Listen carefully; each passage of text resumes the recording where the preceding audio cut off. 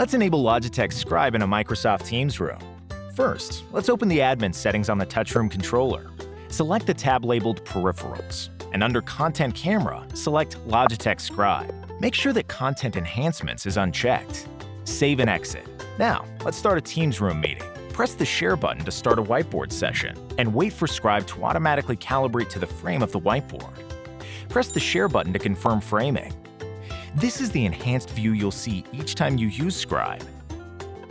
To manually frame the whiteboard, use Logitech Sync.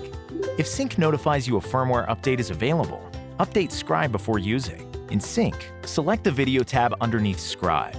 Click Edit Boundaries. If manual framing is needed, drag the circles to the corners of the whiteboard. If not, leave the circles where they are.